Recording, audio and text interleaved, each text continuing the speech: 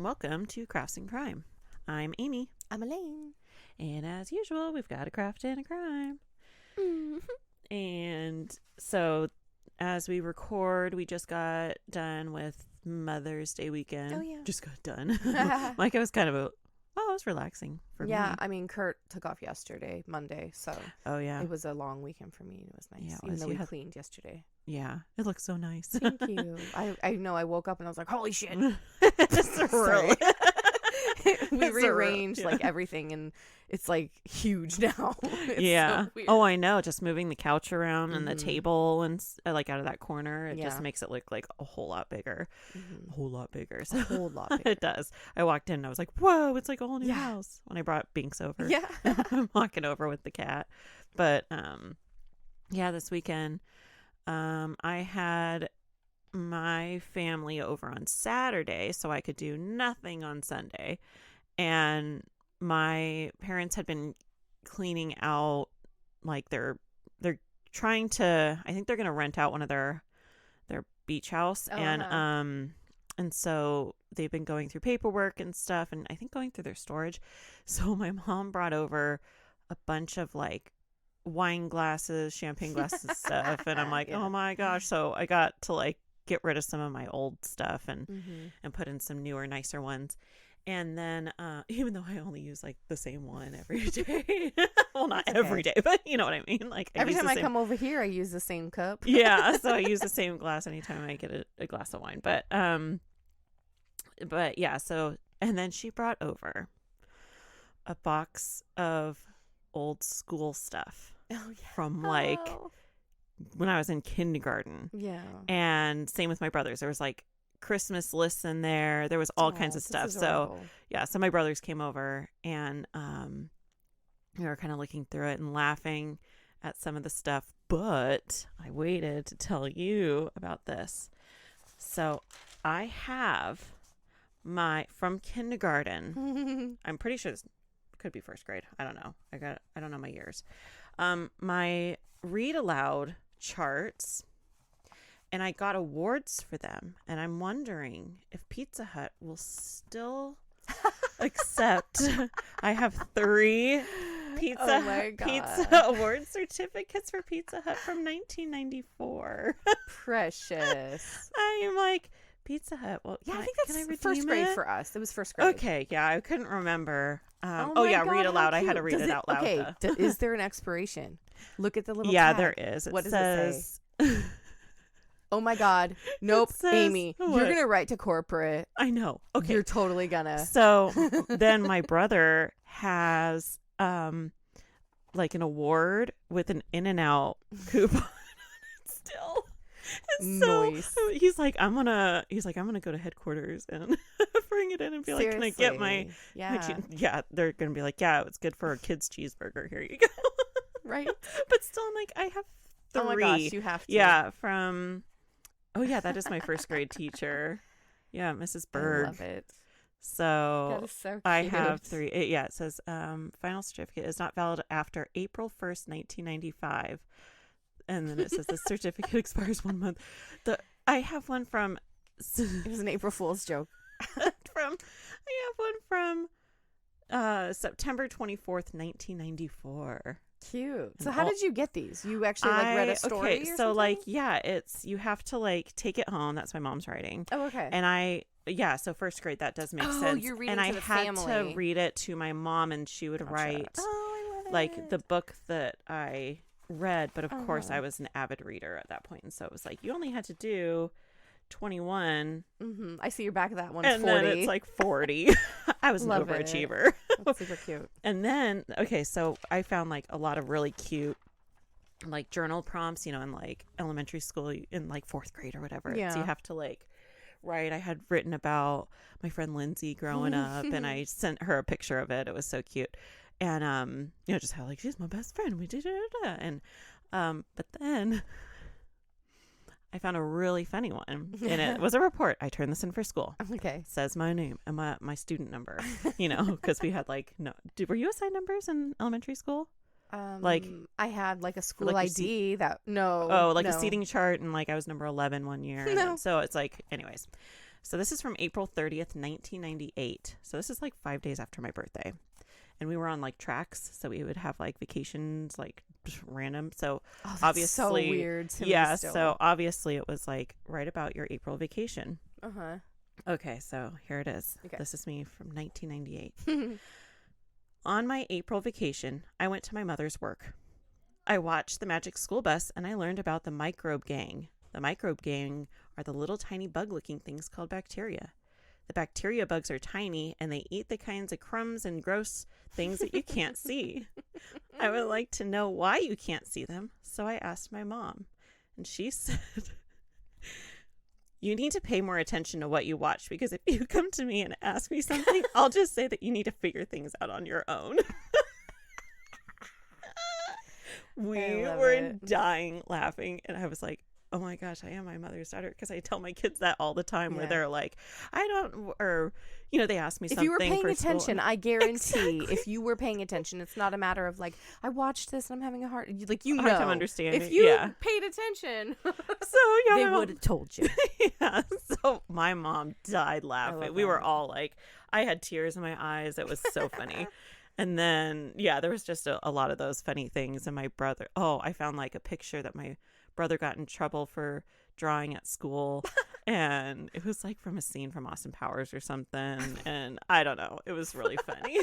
So that was my Mother's Day weekend. I got to go sounds through all fun. my old school stuff.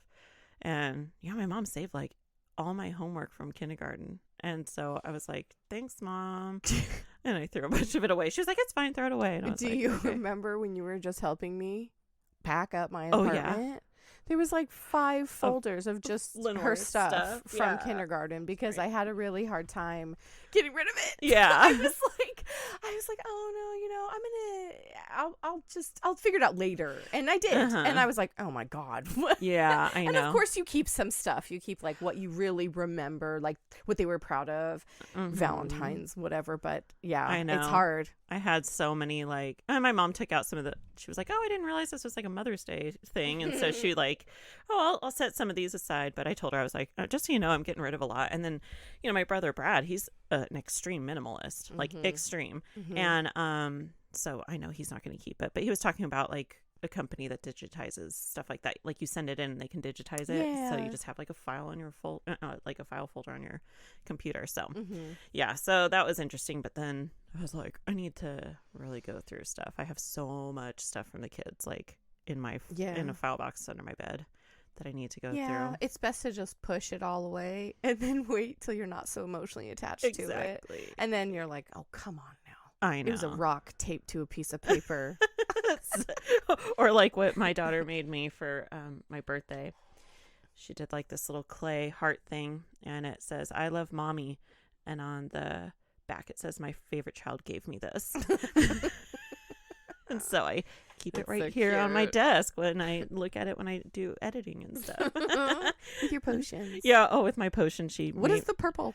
it's like sand or something. Oh, These okay. tiny little like bottles, and one has like purple sand in it, because purple's my favorite color. And then the other one, she put like marigold flowers. It looks really in. cute. And It my really youngest calls them my potions. I'll have to find an extra cork. I'm sure I have one. It's in the bottle. Oh, it got pushed Yeah, in. she was Oh, like, "No, gotcha. it's in there," and I'm like, "Well, it's It's in there." It's in there." They pushed it in. So, yeah. Well, that was a little tangent, but if you enjoyed listening to us talk like this, you can listen to us Yeah. on Patreon. And as of Yes. the day of recording, it's like live, so we just need Yeah. to announce it. So, yeah. So listen to us at Patreon if you like to hear the little behind the scenes of our lives and us talking. And we have tons of plans for it. Oh We're yeah. talking about it like all the time. Oh, I got plans for today. We're gonna record one today. I already got some stuff. Oh, okay. So yeah. Fun. Anyway, so we'll move on to the craft. Ooh, that's Okay. me. Yeah, that is you this week because I am doing part 2. So you got the craft again. So today, I am thinking of doing like a full segment eventually, not necessarily in order, about Mhm. colorants. Come on. Oh Color yeah. is color. Mm-hmm. And so today, I'm going to talk about Tyrian purple. Oh my gosh, my mom was just talking about purple. We were just talking about purple. Oh, we were, but no, but about purple because she was saying, oh, you should cover like like colors. Okay, sorry. I didn't mean to. Like, but she was talking about the color purple. And so Tyrian purple. Tyrian purple. Okay.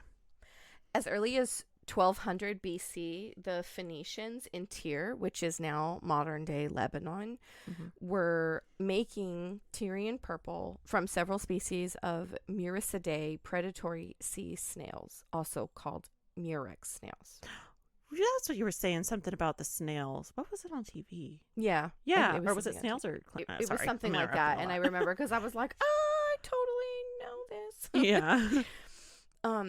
So the Phoenicians they specialized in making this, and they sold it and traded it to Greek and Rome.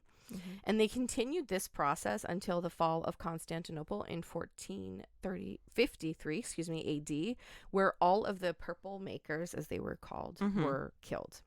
Oh. It was so rare it was worth its weight in silver, and then it became worth triple its weight in gold very soon as it became really something sought after. What happened, sumptuary laws in Roman court allowed senior magistrates, they were allowed to wear a white toga with Tyrian purple trim, and generals could wear a toga picta, which was solid purple and had gold thread celebrating their victory.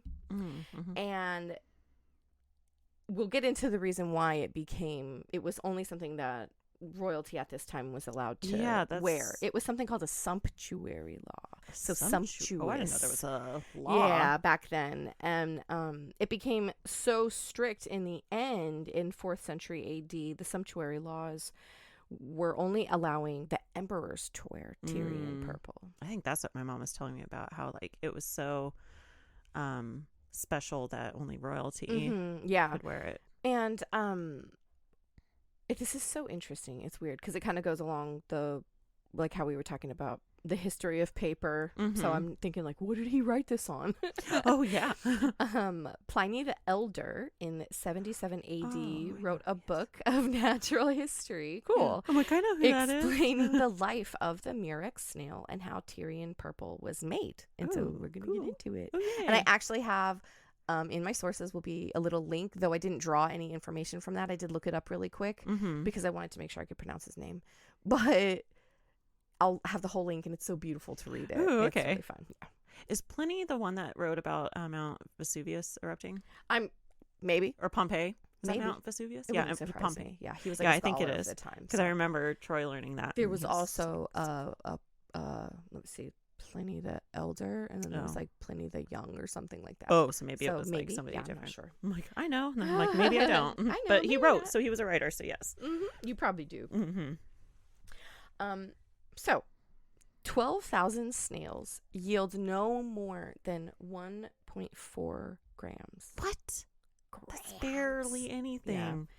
Yeah. And it could say that occasionally it could take we're talking tens of thousands to even come up with a tablespoon. That's crazy. Of this dye.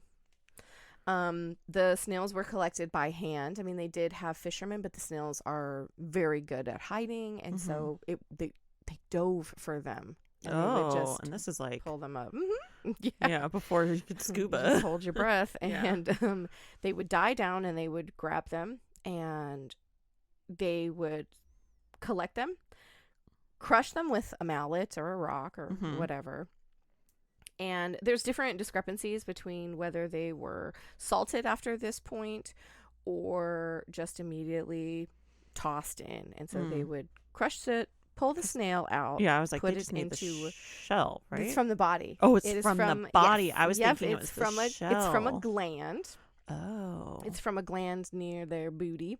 Okay. And it was used as a lot of things. It was used as defense. It was used for it would secrete this coating over as an antimicrobial layer for their little egg clusters. Oh, okay. And so they crush it, and then they take the bodies and they put it in a big giant vat of water, and they have to cover it because it's extremely photosensitive and it oxidizes. And if it oxidizes, the tone will change, including UV rays hitting it. So imagine like gigantic half bigger than half wine barrels, but giant barrels Mm-hmm. and full of rotting, fermenting snails. But they're not like, it's not like snails like it smells like rotting, disgusting fish. Well, yeah, because I was thinking it's Mhm. like a sea snail, not Exactly. like a It's land yeah, snail. I'm not sure. I've never had escargot. I don't want to. I don't want to either. And so I'm not sure, but I don't know what the flavor of that would be, or if it's similar to shellfish. But this is rotten, nasty So like fish. bad low tide. Oh yeah, and it was so bad that the purple makers were like banished to the outskirts of the city to work to keep because the scent would smell still come in, away. and their Ugh. hands would always smell like rotten fish. Like they Ew. were. It was really sad. For as valued as it was, they were like Yeah. outcasted for it. That's so weird.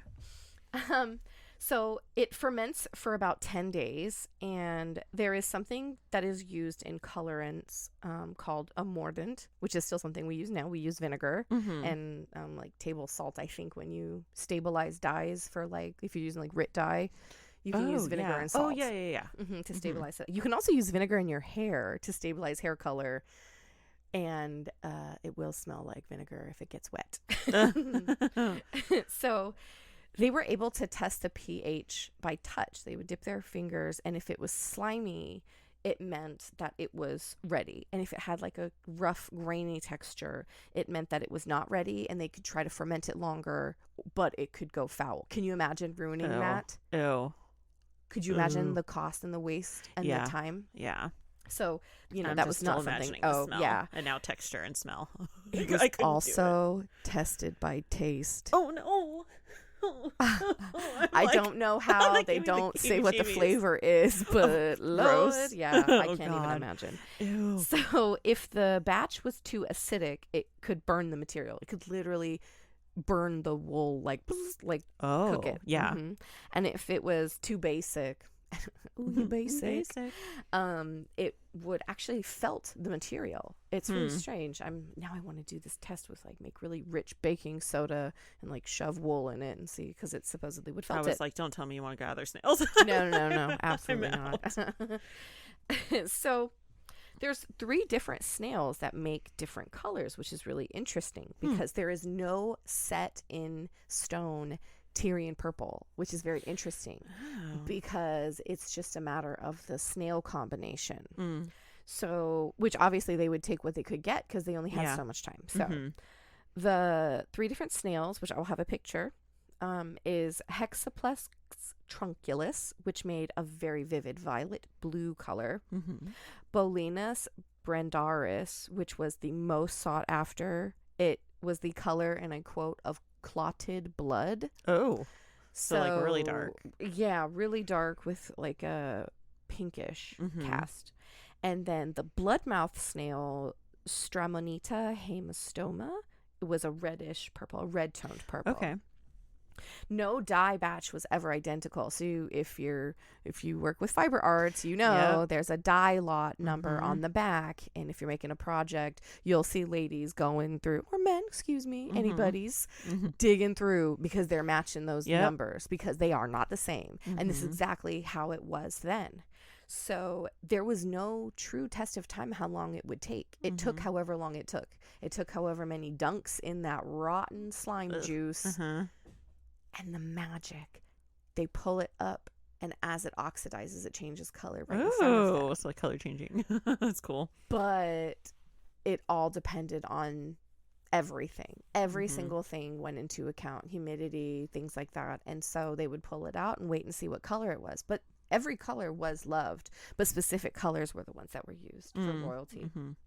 Yeah, that makes sense. That's makes sense in the fact that it's so hard to make a lot of it. Oh yeah. So, yeah.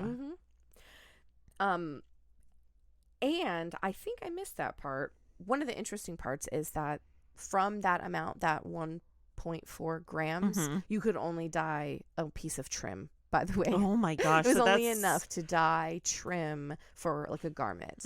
And Cleopatra was actually in love with the color, and she had most of her house painted, her palace, and her clothing. She would have pieces of it, and she loved it. I love purple. It is a beautiful Beautiful Beautifer. I know. I gotta look up this color, like this exact color. And I'll have pictures for everybody, Okay. but yeah, we have to because it really is like in a couple videos I'm gonna have links to. There's a bunch of different things, and including you can watch a guy taste it, and I almost vomited. Oh I my was gosh, like gagging, and I had to turn it. I couldn't look. When you said when just the smell and the texture and got even me. he said, like, I don't know what it's supposed to taste like, but it was so oh my god, it was unbelievable. So one of the really, really gross parts about the dyeing process was that the mordant that was used, I totally skipped, I got excited. Oh, okay. The mordant that was used was pee. Ew. Yeah. Ew. And they taste it? No, the mordant was used. Like what? The mordant was used with the dyeing process. So Oh, it was okay. I was added like, in this is when- all being mixed in yeah, and no, tasted. some Okay. ashes and pee was added in Oh, in okay. the batch of dye. Okay.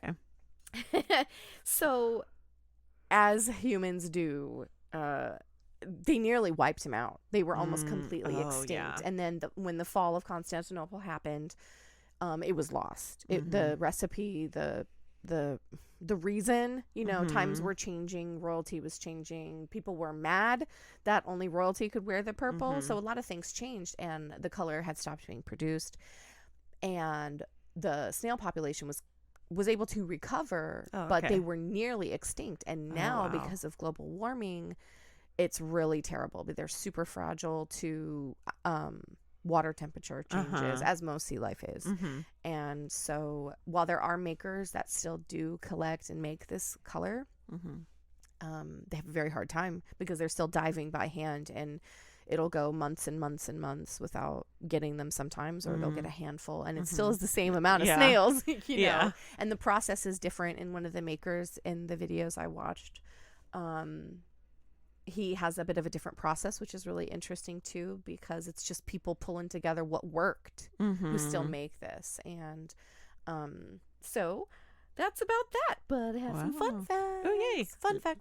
Here's your fun fact. Where's that from? I don't know. I kept thinking about that all day today. It was a PBS show, I believe. I'm going to have to look it up now. Probably Magic School Bus, where they talked about the microbe gang. Right? Exactly. Maybe I should have paid attention. I know. You really should have paid attention or figured it out yourself. I mean, I was reading a lot of it. I should have remembered. Yeah. Oh, wait, no. The fun fact part was totally something different. Okay. So Tyrian purple was actually mentioned in Homer's The Iliad and the Odyssey, as well as the Bible. Oh. Okay. And so while I'm absolutely not making fun of this at all, it's just very interesting because supposedly Tyrian purple was discovered by the Phoenician god Melkart while walking along the seashore with his dog and the nymph Tyros. So I'm thinking somebody stepped on the snail, and the snail, because you can collect it by poking it, but how can you catch it in the water? You know what I mean? And it's affected by the UV. Obviously, there's light in the ocean. They're not a deep sea snail, but so I'm guessing maybe he stepped on it and it like shot the stuff out and like got on his robe and it made it purple. Purple. Huh. Yeah. So as sometimes it's mentioned in history, divorce is such a really strange thing, and sometimes it was granted and sometimes it wasn't. But back in the Greek and Roman times, women were actually revered a lot, and so they were able to get granted a divorce immediately if their husbands became purple makers, because they would smell so bad and the smell never went away. Yeah. Yeah, isn't that funny? Could you imagine being so in love with someone, you're like, sorry, I gotta divorce you because you smell like slow tide, because it's like, so bad all the time. Yes, which ties into another fun fact. The smell never came out of the clothing. What? So if you have purple dyed, there was a really good chance you smelled like rotten fish forever. Oh, I'm pulling the thing. Yeah. So they just smell. It just kind of royalty always was stinky. Ranked a little bit. Well, I mean, they would probably cover themselves in so many oils and herbs and stuff. But yes, there was always a ripe smell of fishy grossness. So weird.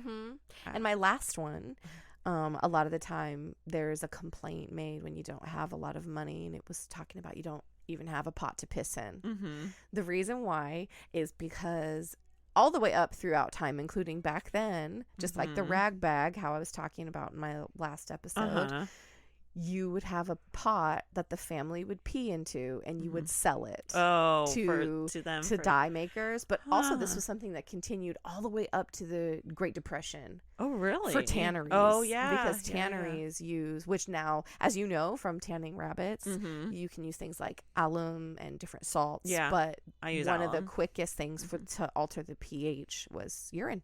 That is so weird. I'm so glad I don't have to use pee in my rabbit tanning. Well, if times get real tough. I know.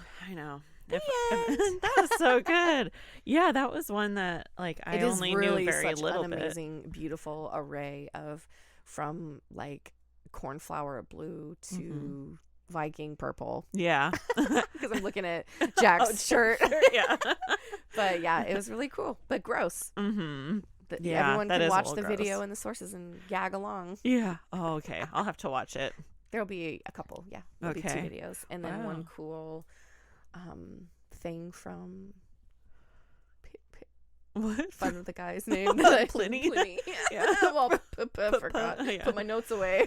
That's so funny that like I was talking about my purple sand stuff and like I didn't once again we don't know each other's like craft or crime until we talk about it. So wow. And it was funny because my sister suggested Tyrian purple, and I was like, dang it, I was already gonna do that one.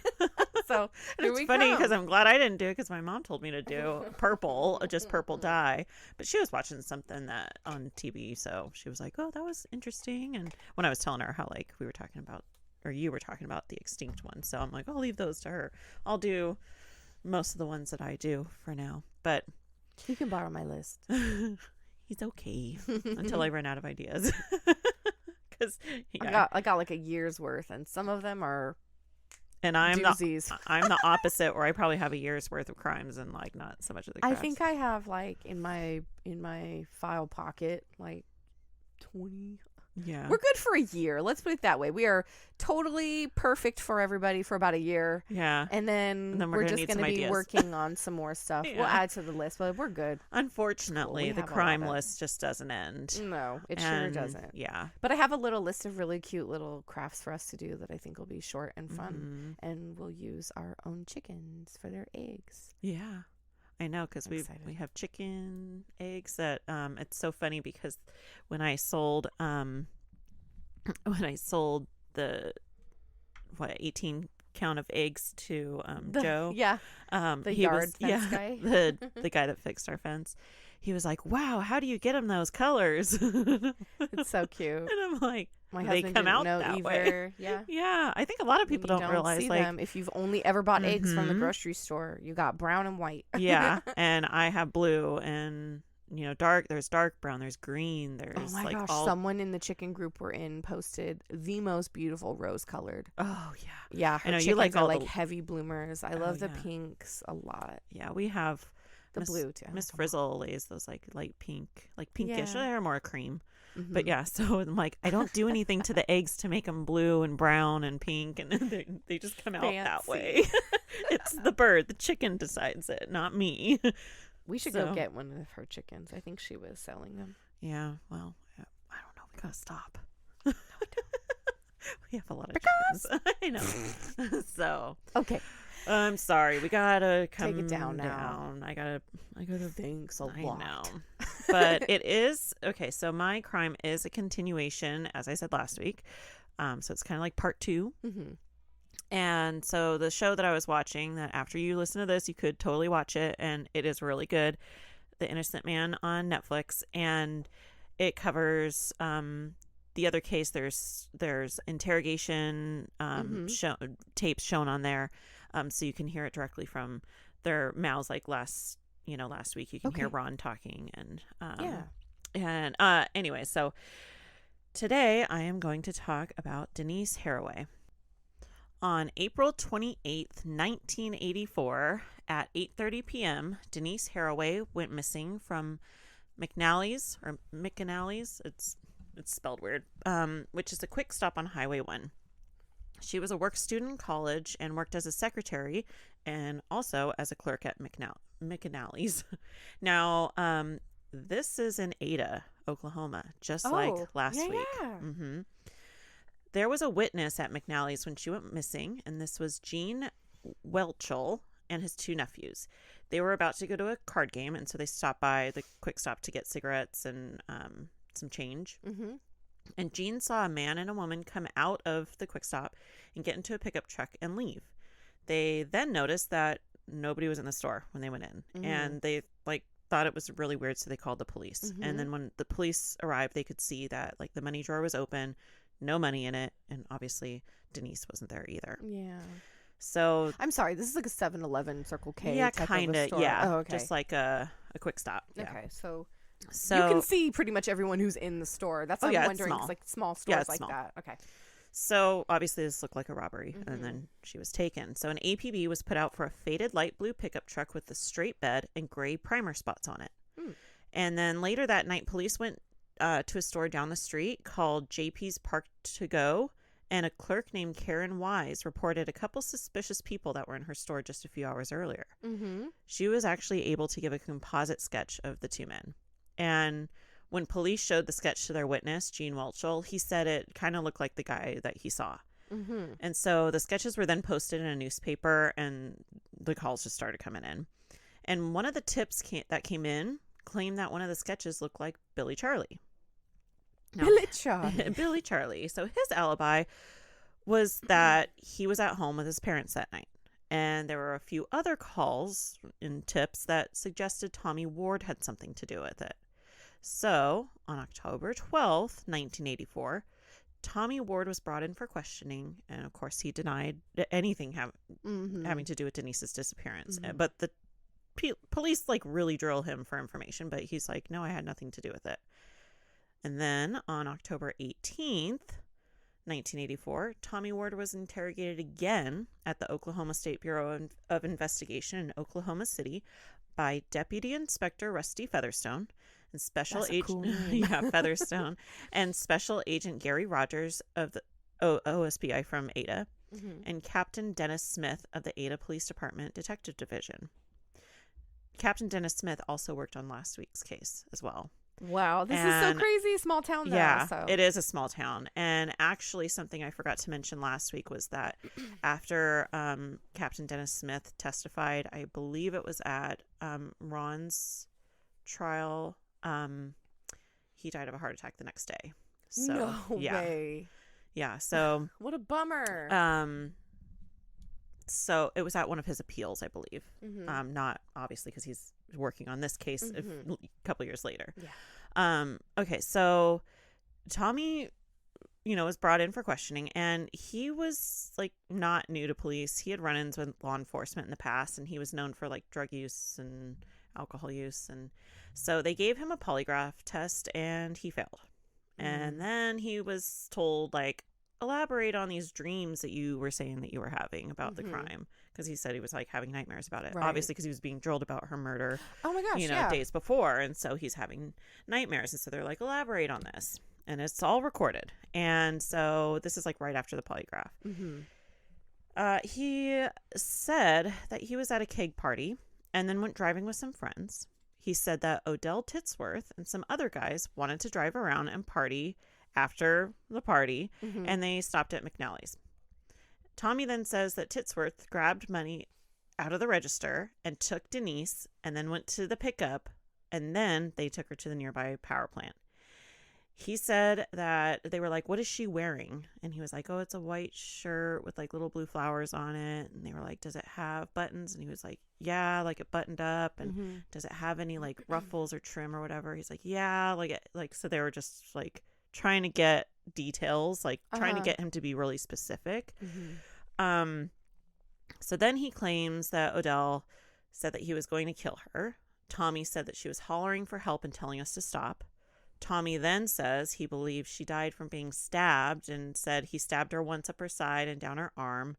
And Ooh. during Tommy's interrogation, he claimed that he could see her ribs and the insides of her. Ew. Oh, And Tommy said that she looked at him and said, Tommy, I didn't think you'd ever do something like this. Tommy then Aw. claimed that they took her body to an old shed, poured gasoline all over her body and lit it on fire, and gosh. burned the old shed down with her body. Mm-hmm. So officers actually went out to the area where the shed was, And the owner of the property, so this is like late at night, and they're going out there and they're looking around, and they could see the remains of like a shed, but they were looking for her remains. And the owner comes out like, hey, what are you guys doing? Yeah. And they say, oh, we're looking for any remains of Denise. That they, told them basically what was happening. He's like, well, you're not going to find her here. I burned that eyesore down 2 years ago. Oh. So. Okay. Yeah. So they were like, okay, so that's not what happened. Mm-hmm. So in this interrogation, Tommy mentioned one other person, Carl Fontenot. Mm-hmm. So on October 19th, 1984, just one day after Tommy's confession, Carl was taken in for questioning. And they really lay into Carl, telling him that he needs to tell them, like, what happened. And so Carl kind of breaks down and says that they took Denise so that she wouldn't go to the police. And then he says that they had it all planned out. He said that their plan was to take her, rape her, then kill her, and get rid of her body. So Carl says that before going to McNally's, they smoked some pot, got high, and drank. He also says Odell set everything up. He said Odell took Denise out of the store, took her to the truck, and then that Odell had a knife and stabbed her multiple times, first in the thigh, and then he began to rape her and threatened to cut her more if she didn't cooperate. Carl then claimed that she had cuts all over her body, on her sides, legs, side of the neck, and her stomach. So kind of like Tommy. Mm-hmm. Now, one thing to know about Carl is, like, he wasn't very intelligent, and he had a lot that he was dealing with in his life, and he really liked to keep to himself and wasn't very, like, outspoken. Mm-hmm. He had actually seen his mom get killed, and after that, he distances himself from people, but he was known to not be violent at all. He had been beaten by his father as a child. Aww. And growing up, he had like dogs, cats, sheep, and other animals. And his father would have sex with those animals in front of Carl. Ew. Yeah. So he just had a horrible upbringing. So they kind of used that to link him to the crime. Like, he had an awful upbringing, a violent upbringing, whatever. And so they were saying, oh, he must have done it. Which sucks, because that does obviously not mean anything. Mm-hmm. But even, so with this information, it doesn't rule him out as a suspect now that he's like confessing. So their detectives are convinced that they have their suspects. So police then go to arrest the other person that was mentioned during both men's interrogation, Odell Titsworth. When they go to arrest him at his house, his mother is there, and she informs police there's no way that he could have committed the crime because he was at home with a broken arm that the police had broken 2 days earlier. Oh, snap. And detectives obviously look into this and find hospital records to back this up, with the doctor's report saying that his humerus was broken and he was going to have to sleep in a chair for a couple of weeks while he healed. Oh, no. So therefore, like, he could not have physically committed this crime, and so he's cleared as a suspect. So Denise's body still hadn't been found, but a body does not need to be found in order to be charged with murder. Corpus delicti means the body of the crime, and it basically means that the body doesn't have to be found to prove that a crime was committed. So both men were charged with Denise's murder.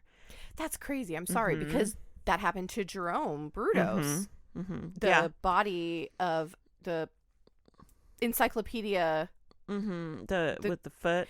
Yeah. Because there was a picture. And that wasn't enough. I'm sorry. That's so interesting. But they didn't need her body because obviously she was missing. Something must have happened to her. So they're saying they obviously murdered her. They confessed to it. So they were charged. And their charges were robbery, kidnapping, and murder. Bill Peterson was the district attorney, the same district attorney for the Debbie Sue Carter case from last week. So during the trial, Gene Wenchel, the guy that was at the Quick Stop, whatever, I'm just going to call it a Quick Stop, testified that what he saw that night. And then the lady that worked at the other store also testified to what she saw, the one who was able to get the composite sketches. Then a jailhouse snitch named Terry Holland testified. Snap. Yep, the same jailhouse snitch that testified in the Debbie Sue Carter case. Right. And once again, she overheard Tommy and Carl confessing to the crime, just like last week. She's just got a good ear for hearing these jailhouse confessions. Right.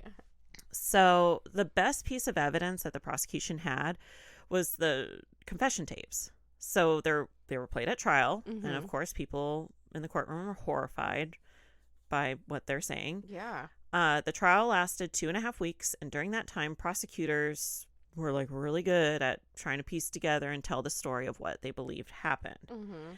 Tommy was said to be the leader, and then Carl just followed along with the plan.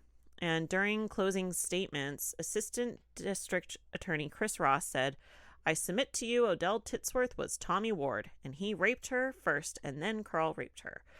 So all of the blame was put on Tommy Ward, and the jury bought it. All 12 jurors unanimously found Tommy Ward guilty on all counts. Dang. And then on September 24th, 1985, Tommy Ward was convicted for Denise's murder and sentenced to life in prison. Carl was also found guilty of all counts and sentenced to death. Dang. Then, just 4 months after Tommy and Carl were convicted, on January 20th, 1986, Denise Haraway's remains were found 30 miles away in Garrity, Oklahoma, in a pasture. Her remains were found, it was a year and a half after her disappearance. Yeah. Dental records confirmed it was her, and at autopsy, they found a gunshot wound to the back of the skull. So this was determined to be the cause of death, not a stabbing. She was shot in the back of the head. And red and white fabric and red earrings were found with her remains. She was not wearing that. So the fabric shows that she was likely wearing red and white, not the Blue white and button white up with frilly. the little blue flowers. Exactly. This is so sad. So in 1988, Carl was granted a new trial, and he was found guilty on all charges and was sentenced to death. Again, it was just it was his same sentence as before. And in 1989, Tommy was granted a new trial. At Tommy's second trial, he was then charged with killing her by shooting her in the head. So they changed it. Okay, so you shot her in the head. Even though, like, in his confession, he says that they stabbed her. Yeah. So Tommy Ward filed an appeal for Brady violations because the threats Denise was getting weren't included in the trial. She had been getting threats, calls that someone from a man, that he was going to come to her work and wait outside for her. And so she didn't like working at night. She didn't want to. This was not included at all. And the lead investigator, detective, and the district attorney did not include all the information that they had, and this is like unconstitutional. And the coerced confessions were brought up. The color of the blouse was like brought to the funny enough. So coerced confessions, the detectives had an idea of what she might have been wearing 2 months before these guys' confessions. So they likely fed them the information of like what she was wearing. And then it turns out it's not even what she was wearing. And it was still wrong. Yeah. And so the defense argued that Tommy was fed this information by Detective Dennis Smith. But the jury couldn't believe that he would confess to something that he did not do. So they found him guilty and he was sentenced to life. So yeah, that's crazy. It is so interesting to be like, how could you do that? But you just never know. You never know how much it would take you personally being harassed. Because, I mean, come on, look at us with, like, the kids are going to say something. Can I have this? Can I have this? Can I have this?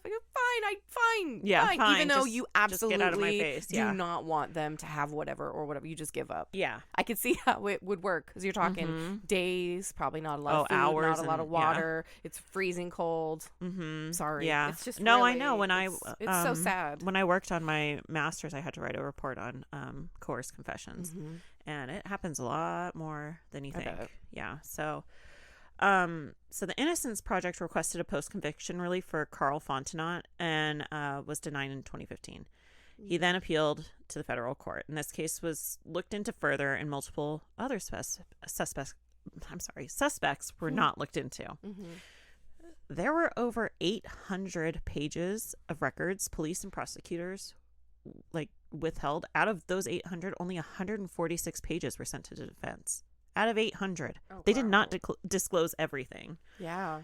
They found that Denise, like I said, didn't like working at night. She was getting those calls. That wasn't, brought up. And so that shows there could be another suspect. And all of this that was withheld from the original trial was obviously brought up in appeal. So they're like, we need all this information brought up. Billy Charlie was one of the suspects, and he looked a lot like one of the sketches. He also had a gray primer truck. And since he used his parents as an alibi, they stopped looking at him.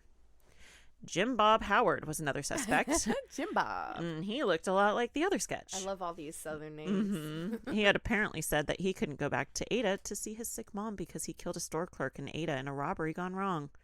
But they didn't look into him. What? Yeah. Another, exactly. Literally what happened? Okay. Another suspect was Floyd DeGraw. He was a predator at the time. And in Shamrock, Texas, he was picked up on rape and kidnapping charge from Canyon, Texas. He had picked up a woman to give her a ride home and instead drove her into the woods, raped her, took all her clothes off, and then let her out and took off. And this happened on May 2nd, 1984, just days after Denise went missing. And then in his car were 2 IDs and purses from women in Ada, Oklahoma. And when he was interrogated and asked about Denise, he refused to talk. He was convicted of the rape in Texas and then went back home to West Virginia, where he raped and murdered a girl in 1994. And nobody followed up on him. So we don't know who really did kill Denise. So as we think about last week and this week, there are so many similarities between Denise Haraway's case and Debbie Sue Carter's case. Yeah. Both women actually lived on the same street. Oh my gosh. And both cases had the same district attorney, Bill Peterson. Both cases involve confessions in the form of dreams. And both cases, as we know, had the same jailhouse snitch, Terry Holland. And in both cases, all of the men convicted maintained their innocence. And as we know, the men from last week were exonerated based on DNA. In this case, there's no DNA to go off of. It's just her skeletal remains and a gunshot wound and some fabric. So there's not a lot to help exonerate these men if they really didn't do it. Yeah. Which I think they were just coerced into confessing. So, as I said last week, John Grisham wrote a book called The Innocent Man, which involves crimes in Ada. Dennis Fritz from last week, who was exonerated, wrote a book called Journey Towards Justice. And then Robert Mayer wrote a book called The Dreams of Ada, A True Story of Murder, Obsession in a Small Town. And there was an interview with Bill Peterson, the district attorney, and it was like, so what do you think about all of these books being written about, like, wrongful convictions in Ada and, bad police work or whatever? And he's just like, he did not like it. He's like, I don't see the connection or whatever. And so he was actually so mad about John Grisham's book that he tried to sue him, but the case was thrown out. I mean, So- you can't sue for just talking about Yeah, you can't get sued for telling the factual- truth. Exactly. As long as you're presenting the facts exactly as they are with an unbiased opinion, this just is what it is. Yeah, literally just talking You're facts. not like, this guy is a piece of crap cop. You can't say that, but he implied it. Yeah, and so freedom of speech. in that, yeah, exactly. And in that interview that I saw, Bill Peterson was just mad about it, and John Grisham was basically like, yeah, sure, let's take it to court. Let's talk about the truth. Let's talk about it openly out in public with news and Let's your try to local people. Let's try to tear my book apart because all it is facts. Yeah. So, so it was just thrown out, obviously. So, Carl Fontenot, it's spelled Fontenot, but I think it's pronounced Fontenot. It was kind of said a couple different ways. He was released from prison in 2019. Remember, he had the death sentence. Yeah. But he had appealed, and a judge ruled in his favor due to the coerced confessions. And so he was released in 2019. And the fact that his low intelligence was used against him to get this coerced confession was like kind of a big playing factor. Yeah. It was like they totally fed him information. And then in October 2022, so recently, the district attorney decided to retry Carl Fontenot because remember he was released, but I have not been able to see anything if they like set a date. So I don't know, like I couldn't find anything past October 2022 about Carl Fontenot. And as of August 2022, Tommy Ward's conviction was reinstated after his most recent appeal, and he remains in prison to this day. So, Carl's free as far as I could see. That guy who went to West Virginia. Yeah, I think so, because it's like the fact that he had, been convicted of rape, but then rape and murder, and he had women's IDs and stuff. It very well could be him. Who knows? But yeah, it's another one of those cases. Did they do it or did they not do it? Is it a coerced confession or did they actually do it? But the fact that, just like last week in their confession, some of the facts don't line up. They never once talked about a gun. They talked about stabbing her, and then she's found with a gunshot. They never, if they really did confess, wouldn't they just say, oh, we shot her? So, and what I'm wondering too, was there any mention of like nicking from knives on the bones? Because the way they were describing the stabbings, like, I could see the inside. That'd be a pretty horrific gesture that would like make marks. No, I don't believe any of that was found at autopsy. So it's just really interesting that, like, they're saying it's very doubtful they stabbed her. And no, I didn't see anything. That was never brought up. So I think she was probably just taken out, and it was 30 miles away that her body was found. So she was probably picked up, taken far away in this pasture or whatever, and murdered. And but so we really don't know the absolute truth. Hopefully, well, you really don't know. Maybe Terry Holland can find another person to confess. That's the thing. I'm like, someone was talking about, I can't remember what book it was in. It was probably one of those, talking about how Terry Holland had a C-spot, is what they called it. And C-spot, she's got a real good way of getting confessions out. So C being confessions. Oh. So, and it's like, I'm sure she does. I think it was just, she had made some deals. And there's a lot that goes into that. But, so that's Denise Haraway's case. How sad. Yeah. So that's a two-parter. Told you they were connected. That's crazy. But I really do encourage everyone, go watch The Innocent Man on Netflix if you haven't already. It's really good. And I probably when I was taking notes on the case, it was really hard because they were jumping back and forth between Tommy and Carl, so I kind of had to figure out like who was who, but based on their looks. And I think I got it right. And then I was like going back on my notes. I'm like, no, that was Carl saying that. And then I had to double check. Like a couple nights ago, I was sitting up and trying to type up my notes, and I'm like, I don't, who is that one? Like I had to see, because on subtitles doesn't always say their name. Oh yeah. So so you should watch. It's really good. Their confessions are really, it's if you know body language and stuff, it's really interesting. But anyways, so with that, stay crafty and not crimey. Bye. Bye.